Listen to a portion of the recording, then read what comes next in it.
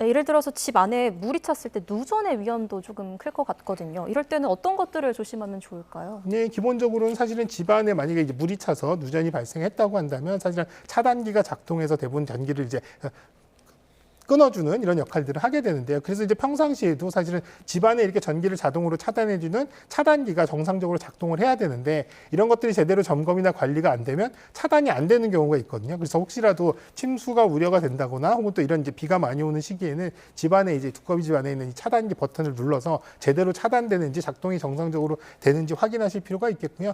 일단 침수가 발생한다고 한다면 이런 누전 차단기가 자동으로 차단도 해주겠습니다만 1차적으로는 본인이 직접 차단을 하셔서 전기적인 어떤 위험, 이런 감전의 위험들 이런 것들을 좀 배제를 하시는 게 안전하겠습니다. 네, 요즘에는 뭐 집안도 그렇고 이제 바깥에도 전기 시설이 굉장히 많고 또 차량도 전기차가 굉장히 좀 많아졌기 네. 때문에 이렇게 폭우가 내리면 우리가 감전에 노출이 되는 게 아니냐라는 우려를 하시는 분들도 많을 것 같거든요. 네. 어떻게 좀 일단 보십니까? 기본적으로 전기차 또 전기차에 있는 배터리 같은 경우는요, 사실은 이제 이 물에 대한 쉴드 한마디로 이제 보호가 되어 있거든요. 예, 그래서 예, 이제 예. 쉽게 이렇게 방전이 된다거나 혹은 또 누전이 되는 상황들은 발생하지는 않을 겁니다. 또 그리고 이렇게 해서 물에 만약에 노출이 됐다고 한다면 자동으로 전원을 끊어주는 장치들도 되어 있기 때문에 침수가 발생한다 하더라도 이런 이제 감전 사고로 이어지는 상황들은 거의 발생하지 않는다 이렇게 보시면 될 것 같고요.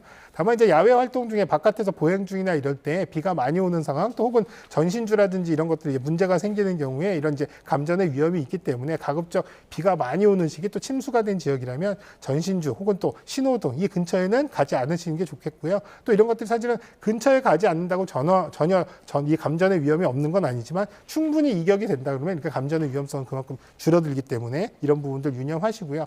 또 하나는 이제 비가 많이 오면서 이렇게 전신주가 넘어지거나 혹은 또 다른 이제 구조물들이 넘어지거나 문제가 생기면서 전선이 끊어진 부분들이 이제 노출되는 경우들이 있거든요. 이런 경우에는 상당히 좀 위험할 수가 있기 때문에 이런 전선이 끊어진 부분의 주변으로 가지 않는 것들 또 끊어진 전선이 있을 때는 바로 지자체나 한전에 신고하셔서 신속한 조치가 이루어지게끔 하는 것들 이런 것들은 좀 필요합니다. 예.